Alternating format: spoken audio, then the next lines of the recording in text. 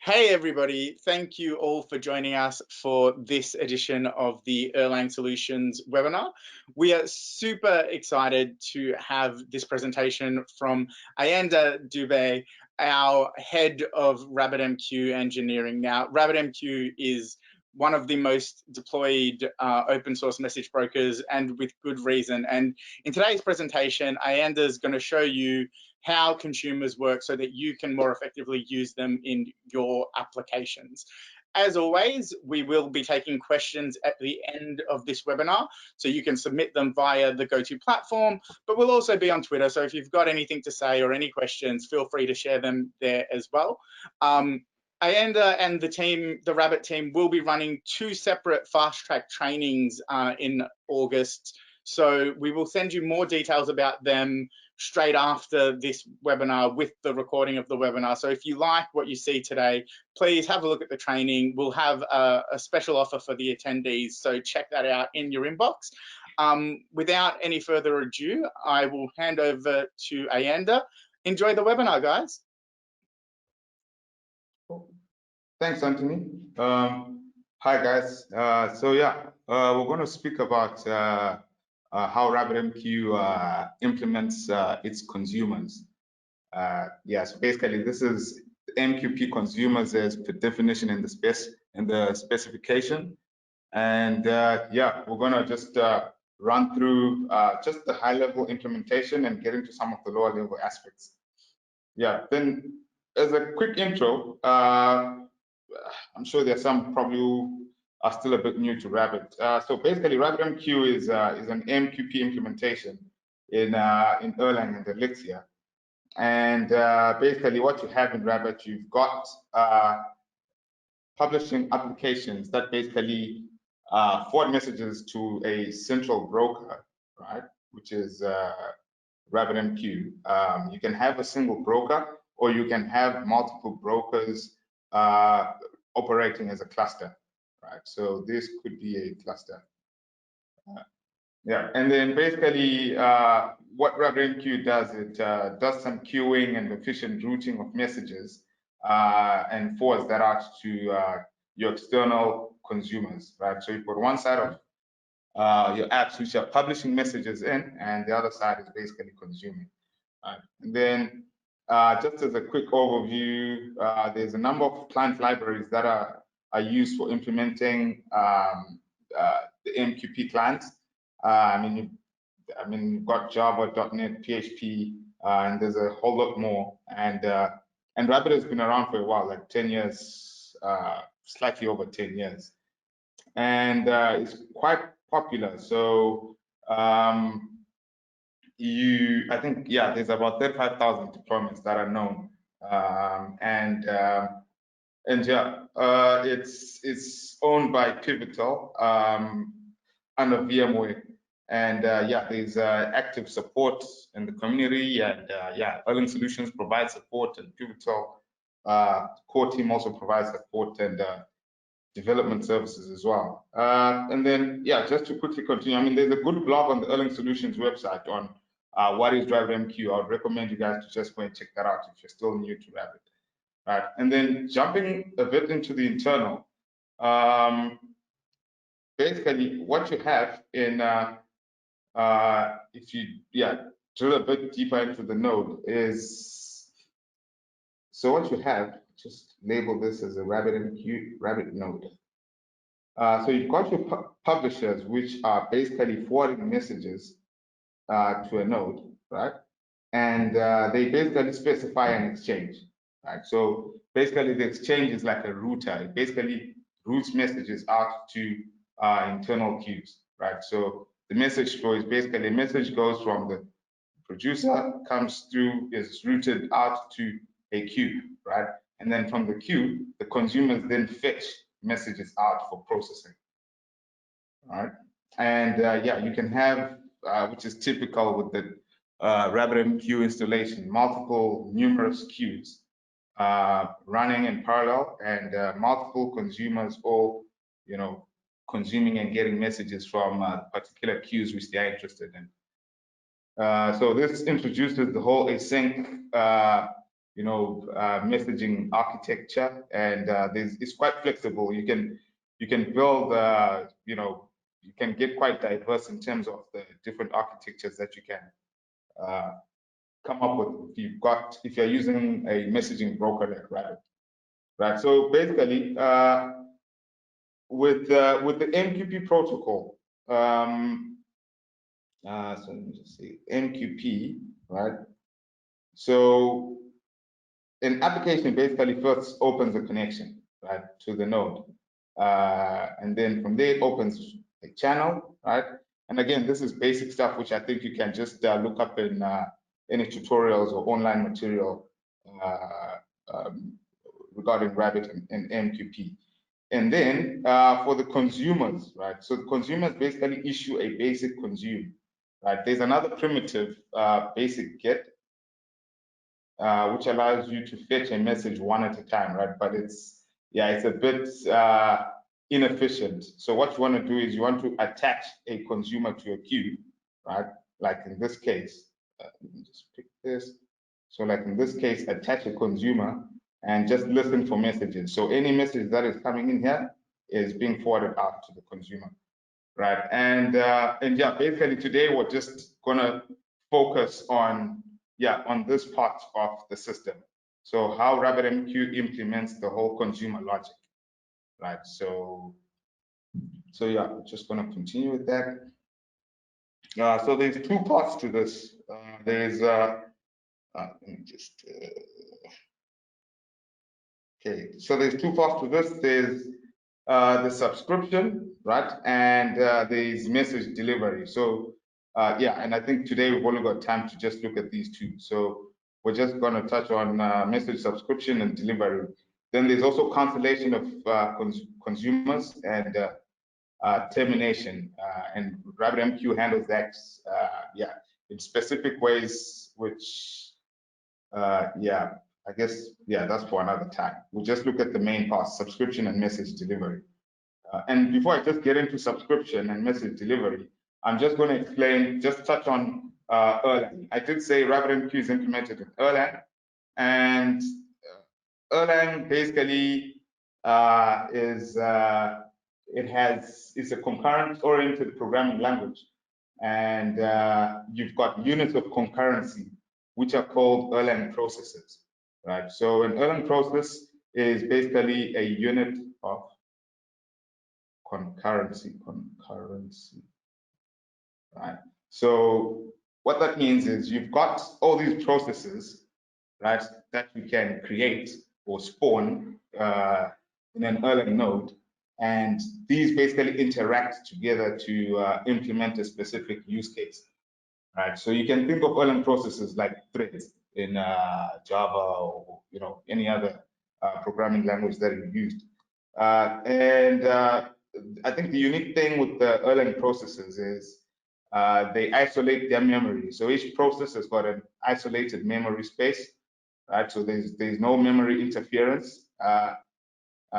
Processes have got states, right? So they manage their own states, and I mean there's more attributes regarding processes. And again, you can read up this on some Erlang documentation or some good books. But for today's purpose, I just want to highlight the fact that you've got Erlang processes, right? They isolate their memory. They've got private state, and probably worth mentioning here is they've got a local dictionary storage, right? So they've got something called, let me just to process dictionary, right? So this is just a very lightweight key value store, which each process has local to itself, right? So what will be taking place is you've got processes, all they're doing is sending messages to each other, replying to each other, and internally to each process, you've got a whole bunch of sequential code that is executed, right? So yeah, that's basically just an overview of a very general overview of processes, right? And in the context of today's discussion, I'll drill in a bit more into our top level view of a RabbitMQ node. So still discussing a Rabbit node. All right, so taking a closer look, so what you have is, as I mentioned, you've got publishing clients, right? So this is your publisher, and you've got your consumers, right? And all you're doing is forwarding messages to a specific socket, right? Which RabbitMQ exposes, and the default for MQP is port 5672, right? And then internally, what happens is if a message, let's say a publisher is publishing a message into a queue. So what takes place is, okay, first you have to open the connection, open the channel. Then once that is established, the message path is basically forward the message to the node, right? And then internally in Rabbit, Rabbit has got a process, an Erlang process, just as I've just discussed on the basics of Erlang processes. So you've got an Erlang process known as the reader, right?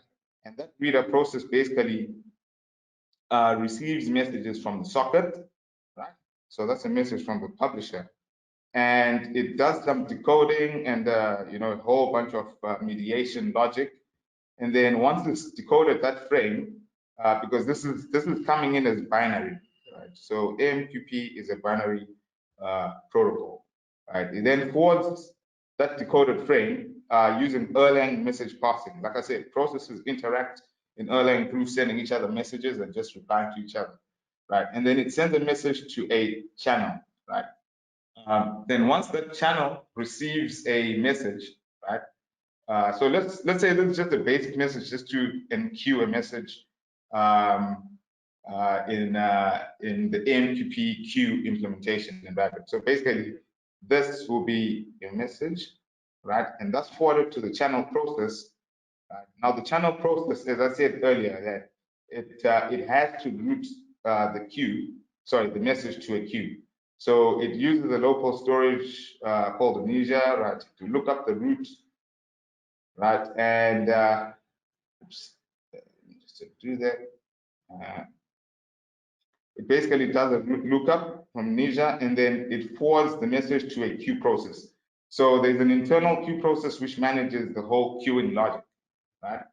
And yeah, so basically from there, the queue will forward the message to the queuing components, and it uses something called the backend queue API, which stores the message in a message store component, right? And that puts it in RAM or disk. Yeah. So that's basically just the general message flow, right? And when you create a channel, right? When a channel is created, there are two other processes that are started: the reader and the limiter, right? We're going to touch on that as well. So yeah, but yeah, that's on the publishing side. So what we want to discuss is basically on the consuming side. So when the consumer wants to receive a message from the queue, right? So that's just a quick overview on the internals. And then looking at the logic that's employed in consumer subscription. So each consumer, right? So a consumer can be your app, basically. So each consumer has an ID, right? An internal ID which RabbitMQ associated with, and that is called a consumer tag, right? So each consumer is associated internally with the consumer tag. So when your client application issues a basic consume call to subscribe to a queue, right? So that basic consume call is routed through to the channel, right? And the first thing that the channel does is it checks if the consumer tag already exists in its state, right? If it does exist, then that's a protocol error, because you can't have that's conflict. You're having, it's basically having a conflict of consumers in the channel, right? So you can't have the same consumer tag on the same channel, right? So what happens is that your client application immediately gets a protocol error, right? So that basically fails. And if there's no conflict and the consumer tag doesn't exist, then the channel proceeds, right? And the next phase or the next step is basically to check the user permissions if they've got read access, right? And why read access is because we want to consume messages or read messages from a queue, right? So it's basically reading out a message from from your queues. So that's why the read access permissions check is carried out. And again, if that fails, if the channel was opened with the user which doesn't have read permission access, then again a failure is propagated back up to the app. But if that succeeds, a new consumer tag is generated, right? So this is an assumption that there was no consumer tag associated with the initiating client application. So a new consumer tag is generated, right? And then the queue is there's a lookup that is carried out in Amnesia database that I mentioned, right? So what the channel wants to do is basically get the queue record from the Amnesia database, right?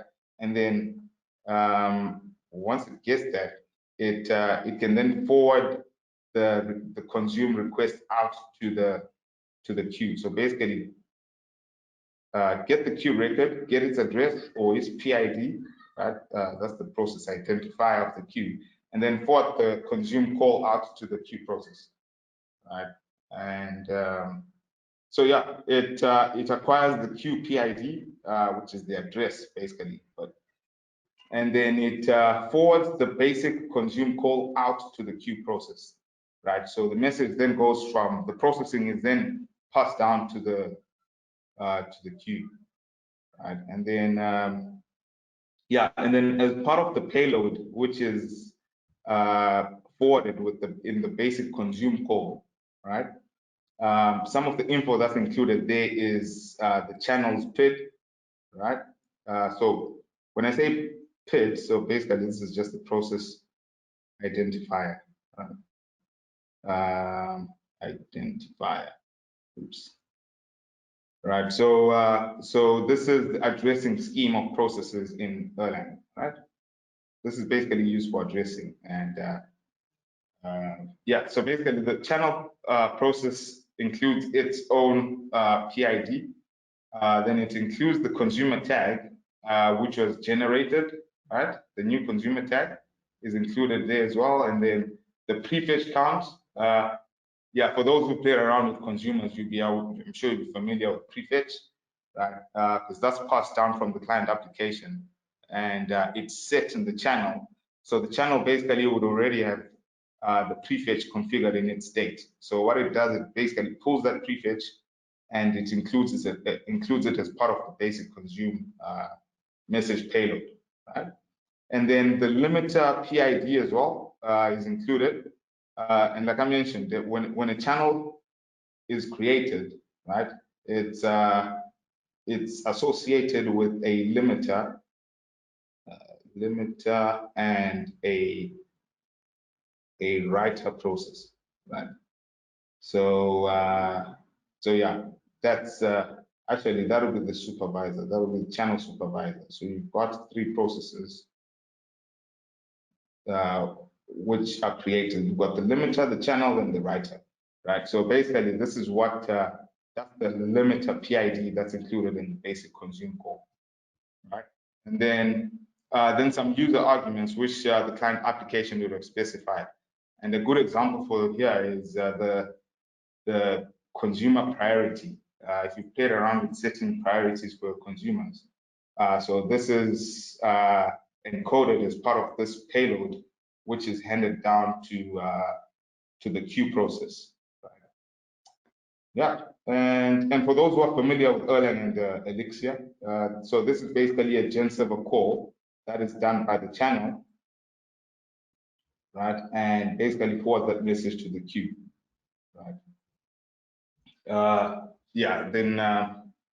Then once the queue, so that's the channel layer. of the processing. Then once that, okay, we'll look at message delivery later. Once that message, just move this. So that's the message coming into the queue process, right? So now looking at the queue layer, when the channel forwards, so remember this is coming from the channel. Oops. Right.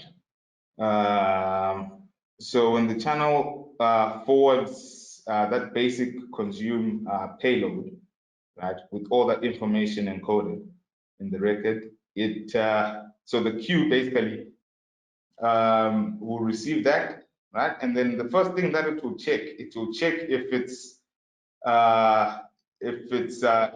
operating in single active consumer mode, right? So this was introduced in Rabbit version 3.8, right? So you can have a dedicated consumer on a specific queue, right? So that's the first thing that the queue process will check, right? And then, yeah, for our case, we just assume that no, it's not operating in single active consumer mode. And then the second thing that it checks is if exclusive consume mode is active, right? So if it is active, right, so meaning the queue can only have an exclusive consumer, then there's the check that it does is it actually checks if the queue already has a consumer reference associated with it, right? So if there was already a consumer, well, which is known as a holder internally associated with the queue, then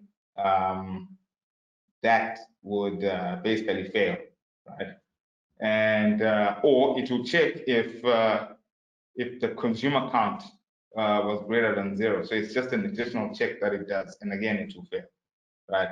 But assuming that our queue doesn't have a consumer associated with it, then what the queue does, it adds a new consumer, right?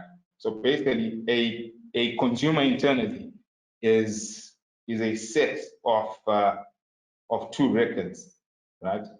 So this is basically what a consumer is internally, right? It's just 2 records which hold information about the channel and the consumer, right? So you've got 2 records known as the channel record, and so you've got the channel record and the consumer record.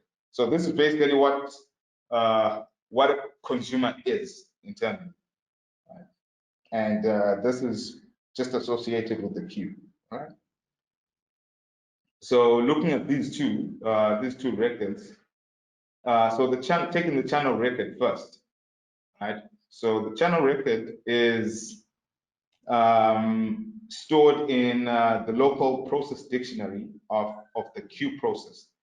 I did touch on Erlang process dictionary, right? So the channel record is basically an entry in the local process dictionary of the queue, right? So the key is of that entry is basically a tuple of the channel PID and just the tag. Yeah, so basically that's the key, and then the value is a channel record, right? Which includes it has the PID of the channel, it has a monitor link, right? So the queue process sets up a monitor with the channel process. Again, monitoring, that's some stuff that you can find out, that you can read up on the Erlang documentation, right? And then there's some arc tags that are created as well, right? It's just a queue of arc tags, that is acknowledgement tags, that is initialized, right? Then there's another queue of blocked consumer entries that is also initialized, right? And then you've got a counter which keeps track of the number of unsent messages, right? So if a queue sends out messages but is not those messages are not confirmed as delivered, this counter will continue going up, just to indicate how many messages have not yet been delivered. And then, yeah, so that's the channel record. So important to note that that is stored in the process dictionary. and then the consumer record, which is the second part of a consumer on the queue's perspective. So this is stored in a global priority queue, right? So each queue process will create a priority queue, which will basically hold all consumers, right? All consumer records. So this will hold all consumer records, right? So this is held in a priority queue, right? And each record is basically an entry which contains the consumer tag, which was generated in the channel, right? Then the acknowledgement, whether this should be act or not, and the prefix, which was passed down as well, and the arguments, which were passed down as well from the channel, and the username, right? So this is inserted into the priority queue, and what the queue process does, it basically reads the X priority argument, which was specified, and from there it basically sets that as the priority of the consumer entry in the priority queue, right? So if you didn't set the priority X priority arg, it basically defaults to 0.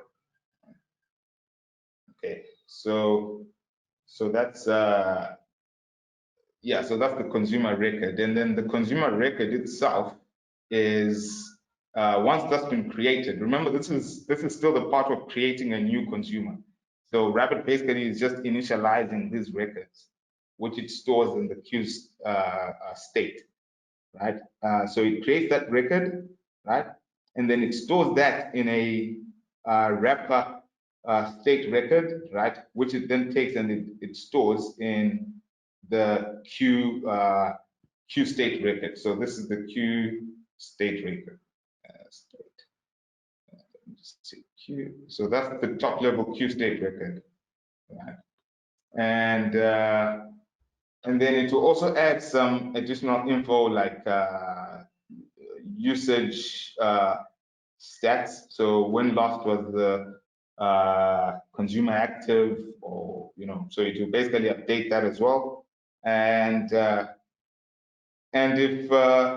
if exclusive mode was active, right? So it will take this new consumer, right? And then it will set that as the active consumer, right? So it basically updates the active consumer field with the current consumer that you've just created, which yeah, basically is an association of your channel and your consumer tag. And then and yeah, just to have a pictorial image of this, it's so you've got your queue process, right?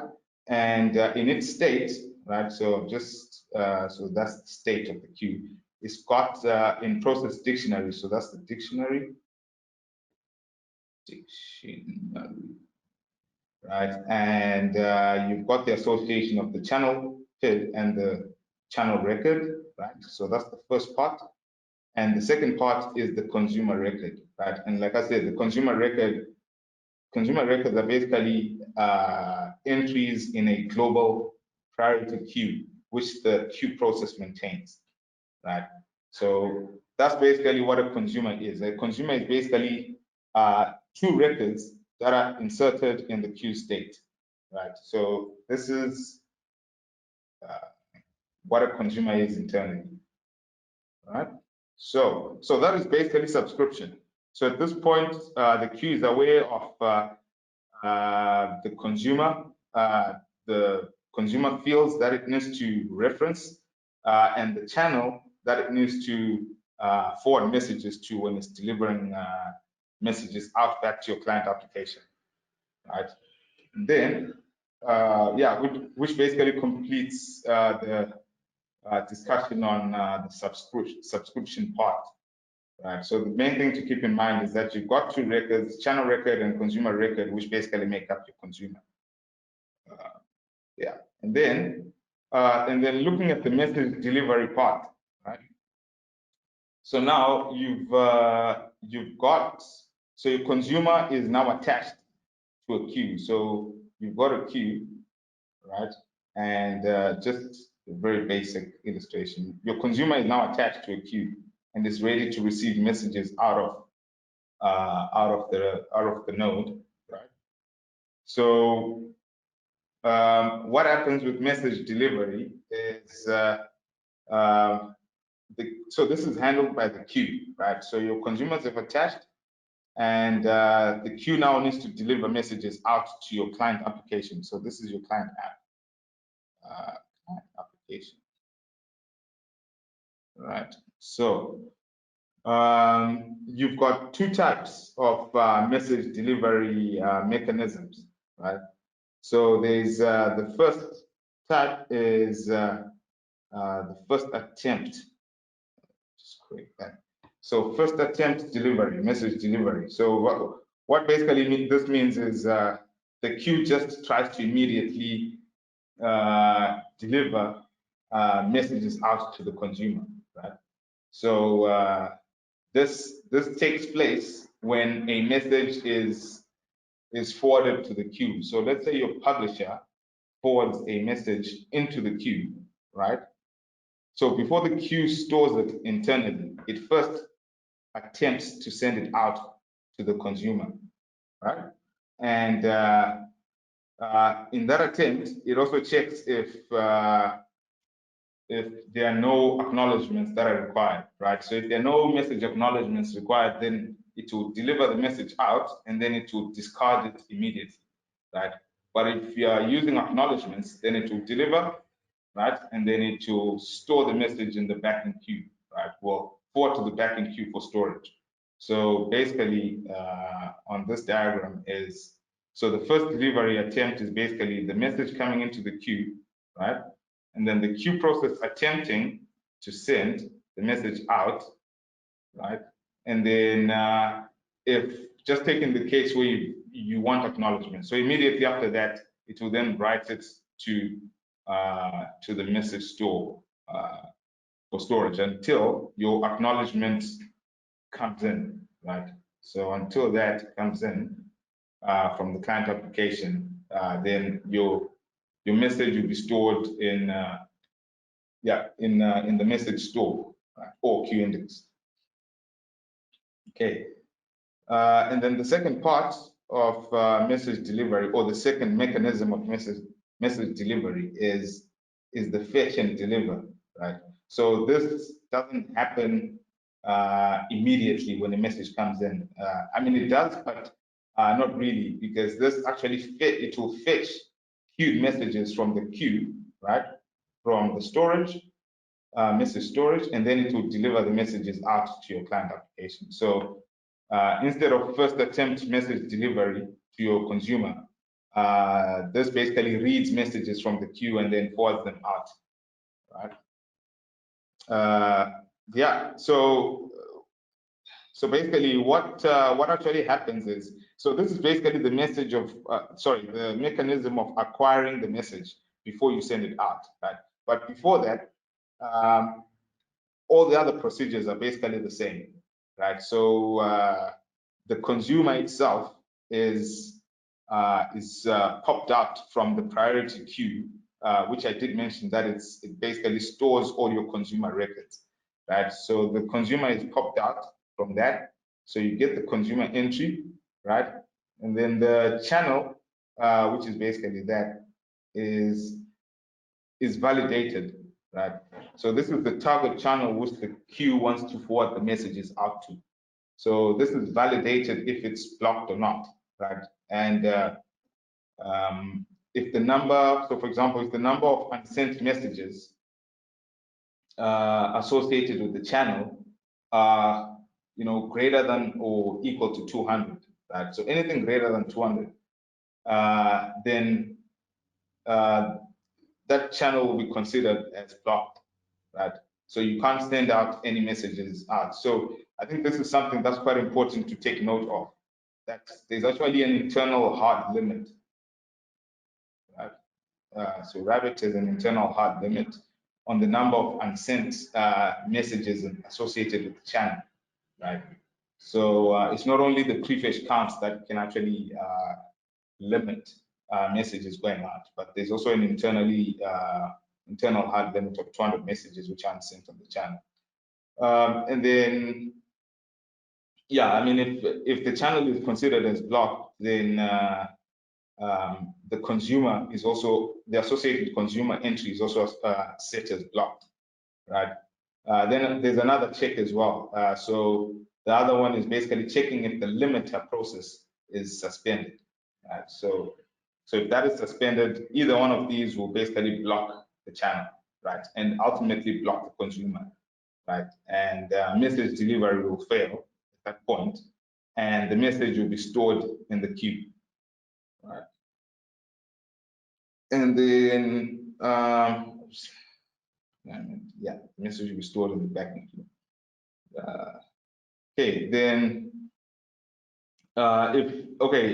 if the validation of the channel succeeds, right, then the message is acquired, right, using that fetch mechanism which I mentioned. So if, like I said, all these steps are the same until it gets to the point where it has to incorporate the fetch mechanism that it uses, right? So it's either doing first attempt delivery or it's fetching from the backend queue, well, from the message store via the backend queue to forward out to the channel, right? So it applies whichever one is being used at that moment, and once it gets the message, right, then the queue process forwards that out to the consumer, right? So you've got the consumer PID, and that's been validated, right? So that is not blocked, so we can send out a message from there. You looked up the message from storage, right? Either it was in flight or it's been read from the queue, right? So you've got the message, and then once you've got these and the validation has passed, then the queue then forwards that message back to the channel, right? So now you want to send the message out to your client application, right? And yeah, so that's basically what takes place from the queue's perspective, right? Then the queue also accumulates the number of acknowledgement tags, right? So if acknowledgements are required for each message, there will be an acknowledgement tag associated with that, which will be held in the consumer's channel record, right? So all this goes to the queue state. Queue state. Okay, so yeah, so that's basically on the queue perspective, right? So now looking at the channel side,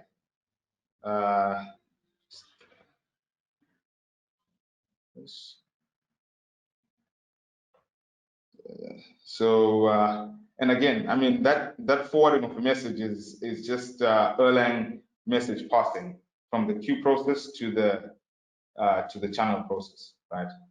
So the message, this is on its way to be sent out.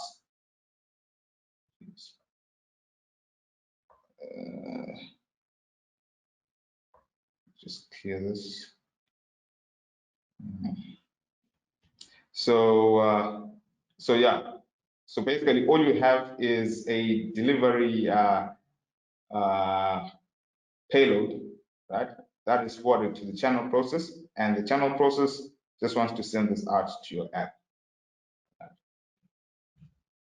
So what takes place on the channel the moment this message is received by the channel? So in classic queues, the message is basically forwarded out to the writer process, right? If you remember, I did mention that each channel has an associated writer process. So you've got the reader for reading messages from the socket, and then the writer will write out messages back out to your client applications. Right. And so yeah, so the first thing is to forward the message to the socket writer process, and then the socket writer process will send out that message to your port, right?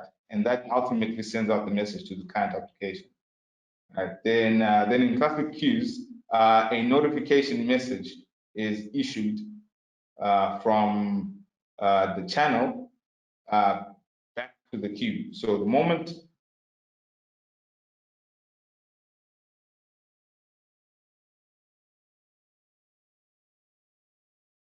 Sorry. Oh, sorry, we lost sound on you for a moment there, Ayanda. Did you? Yeah. Okay.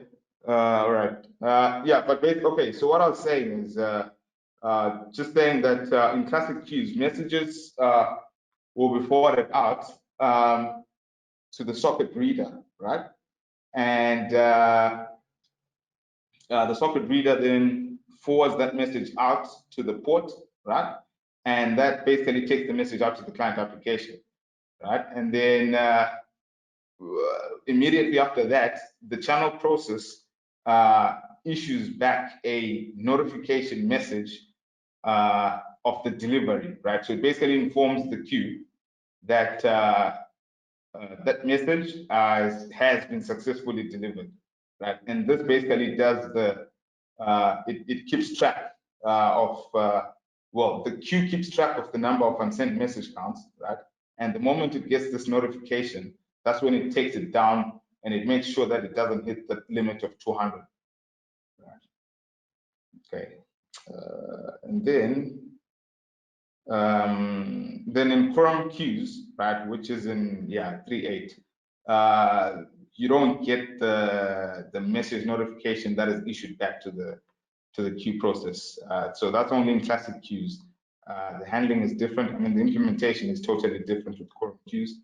So yeah, but today's discussion is just on the classic queue handling of consuming, right?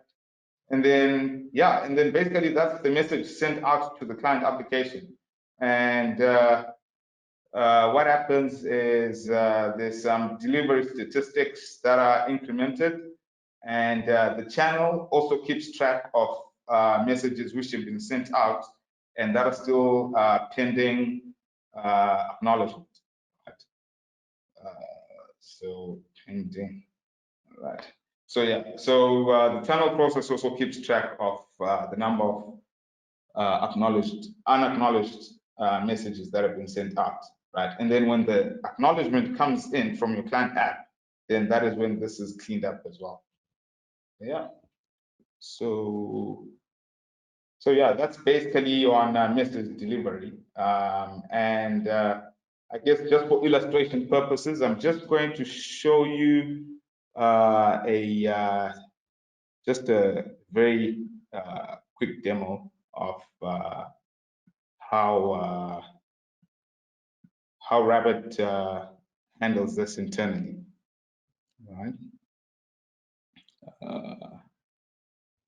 Anthony, I don't know if you can just switch the presenter screen. Cool. I've sent you a request for that. All right, cool. Show my screen. All right. Okay, so what I have here, I've got observer, right? And so what I'm going to do is I've also got probably need to pull this one in here. So I've got a consumer application which I created, right? So it's just I just use this to spin up a lot of consumers at the same time. It's maybe I can just pull that out. It's just a moment. So yeah, so basically I've got this this consumer application which it's basically which I use for spinning up quite a lot of consumers at the same time. So all I do is just call consume, specify the queue name, and you can basically implement a hook, right? So this is an Elixir. If you want to play around with this, feel free to just pick it up and play around with it. So I'm going to spin up a couple of consumers.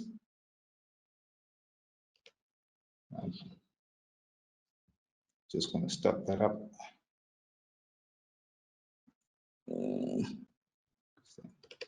Okay, so basically what it does is got config, and when it starts up, it immediately connects to my Rabbit's instance. All right. Machine is a bit slow. And then, okay, just oh wow, this is quite slow.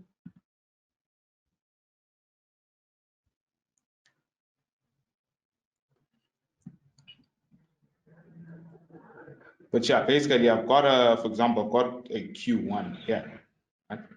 And 0 consumers there. And so what I'm going to do is just spin up a couple of consumers. Right? And so, so all I do is just specify the queue name and the number of consumers that I want. Maybe I can just say 30, right? So basically what this does, it subscribes, it creates 30 isolated channels, right? And it subscribes those as consumers to the queue. So you can see all the consumer tags which are created, and the consumer count on this queue is, yeah, gone to 30. And then just to illustrate the things that we're discussing, if I come to my observer screen, right? I think. So yeah, observer news, sometimes it takes a bit of a while to catch up with the current activity on the node. So what I do is just switch the apps and then get back on that, then it probably should have refreshed. But this is, yeah, a bit slow. Let's just give it a moment.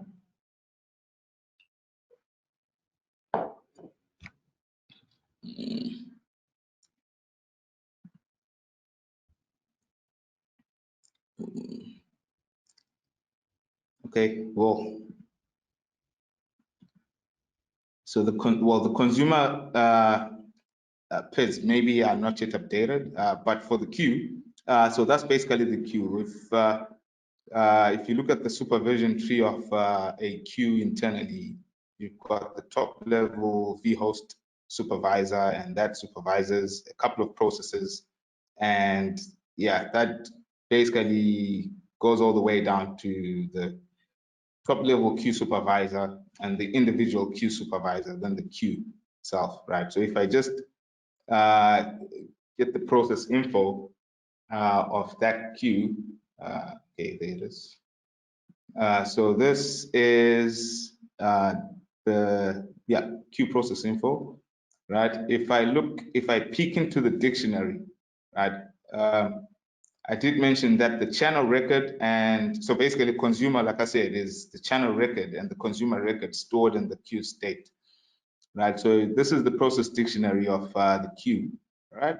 And you can see that you've got the key and value association of the channel and the channel record, right? So this is basically what we're referring to. So you've basically got your channel process identifier, right?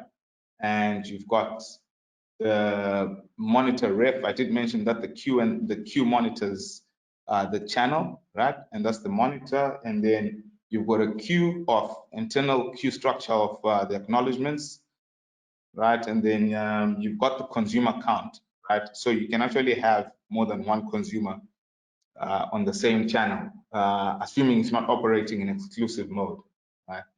And then, and then you've got a queue of blocked consumers, right? And then, so if we added more consumers, you'd see some of these numbers going up. I mean, consumers on the same channel, But yeah, my test app basically just spins up isolated consumers on separate channels, right? And then you've got the limiter, right? So this is the state which the limiter uses, right? It actually encodes that into an internal record, and that is the process identifier of the limiter process itself, right? And then you've also got the number of unsent messages, right? So this is what basically increments as messages are forwarded out to the channel. And if you hit a limit of 200 here, then your channel will be considered as blocked, right? So, so yeah, that's the channel record, right? And there should be, yeah, total of these will be 30, which is equal to the number of consumers I've started. And then in the States, I did mention that the consumer records are stored in a priority queue, which is held in the queue state. So let me just open that up. Okay, there it is. Right.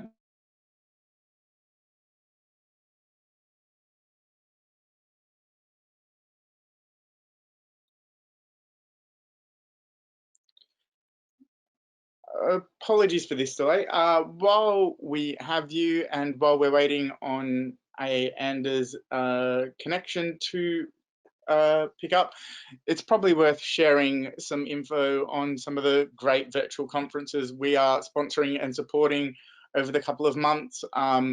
We've already in the last, in May and in June, been part of two really fantastic virtual conferences, being CodeBeam V and then ElixirConf EU Virtual.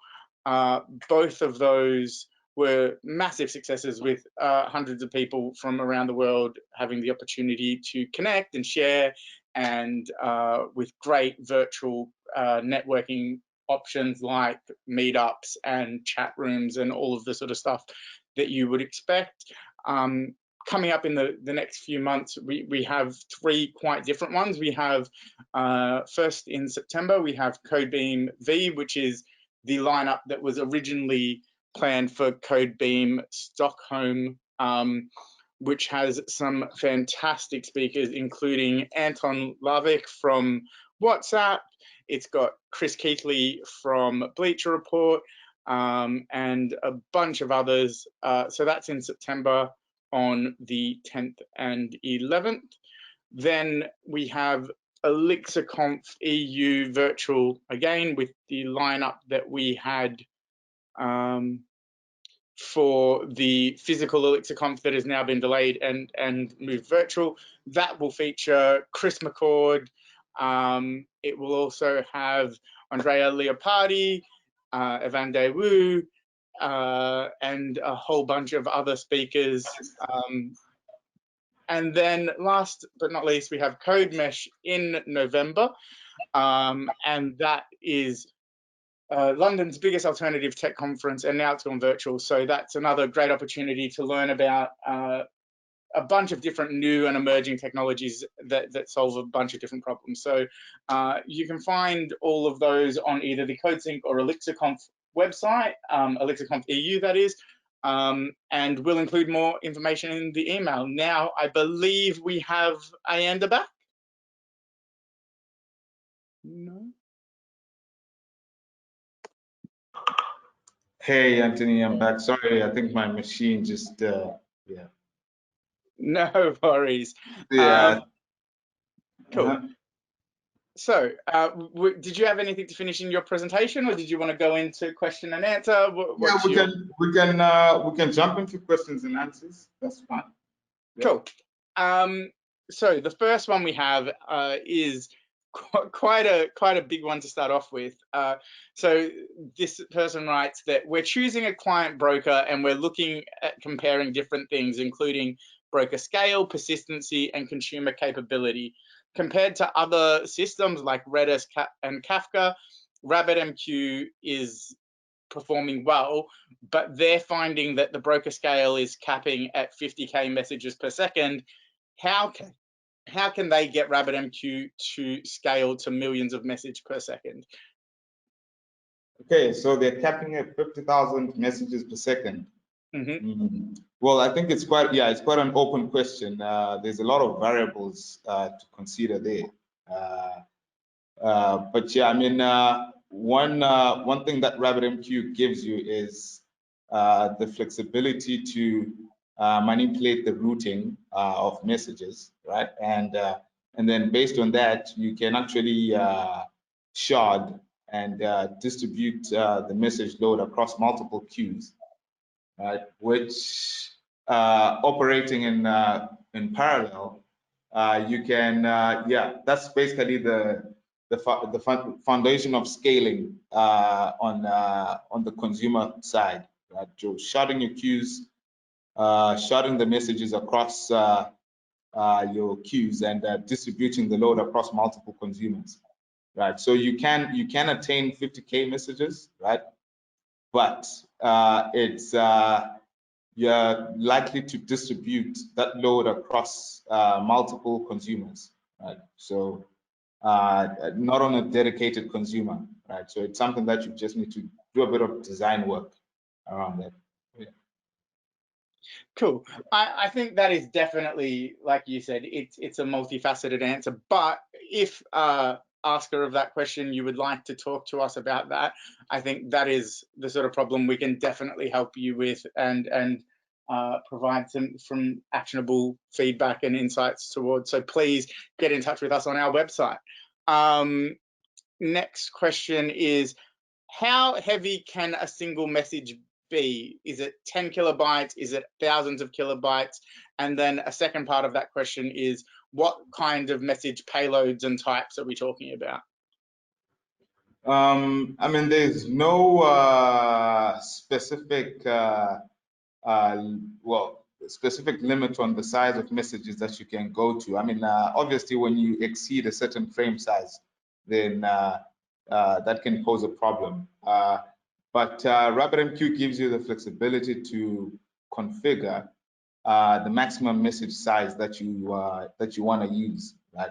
So, you know, there's I think the default is something like 512 megabytes, right? So yeah, so any message payload that fits that that size will be handled without any problems. And then when you start hitting larger message payload sizes, then you need to, there are certain things that you need to make sure you configure and you tune for that. So yeah, even things like buffer sizes, just planning to handle larger message payloads for that, you need to you need to plan that appropriately. Yeah. Cool. So this question is, can consumers control their place in the queue process priority queue? Can they control their process? No. So I guess one thing which I didn't mention there is if delivery takes place, the next message is sent to the next consumer. So basically, it just loops in round robin across all your consumers. And based on priority, right? So the consumer with the highest priority will be picked. So you can't really specify the exact position in that priority queue, but you can play around with the priority levels to dictate how messages are going to be forwarded out to your consumers, right? And then, like I mentioned, with the new version of Rabbit, you can actually specify a dedicated single active consumer. Cool. And we have time for maybe one, maybe two, depending on this answer more. Is there a way Erlang applications can detect how many messages RabbitMQ is processing per second? Is there what? Yeah, definitely. There's so you can view. I mean, you can from the Rabbit perspective, you can monitor message rates at different levels, right? So you can view message rates inbound to the exchange and outbound, and even on the queue as well, right? So you've got quite a good exposure of how messages are being processed. And then if you want to drill down a bit deeper as well, you can go down right to the process itself and query some message stats for each process, but that's now a bit more lower level, and you need to play around with some Erlang commands as well to get such lower level metrics. But yeah, that's possible. Cool. And last question, what is the cost and system demand of running RabbitMQ? The cost, I mean, Rabbits is very lightweight. Yeah, I mean, yeah, it's just a few megabytes of RAM, and I guess it also depends on how far you're going with the usage, right? So each queue, I mean, a queue is a very lightweight process, but each queue that you add, and if you've got a lot of messages in a queue, and I mean like quite a lot, then yeah, you're going to see utilization stats going up. But yeah, it's very lightweight, and yeah, I think the minimum recommended is around 4 gigs for RAM. But yeah, obviously anything higher than that, 8 gigs or anything more than that would be sufficient. Right? And I mean, you can play around with the way you want to handle messages, right? So if you want to do transient messaging, right? So basically all your messages in RAM, or if you want to do lazy messaging where everything is persistent, right? To preserve your RAM storage, you can also play around with that flexibility in RabbitMQ. Yeah. Perfect. I think that's all we have time for, and also all the messages we got in. So we've timed it perfectly. Thank you again so much, Ayanda. That was such a great presentation. Thank you, everybody, for joining us. As I mentioned at the top, we will send you out an email tomorrow that will include the recording of this session, as well as some details on our upcoming RabbitMQ fast track trainings. There is one for intermediate and one for advanced users. So take a look at that if you're interested. Until next time, enjoy yourself, take care, and we'll see you at our next webinar. Thanks, Ayanda. Cheers. Thanks, Anthony. Bye. Bye.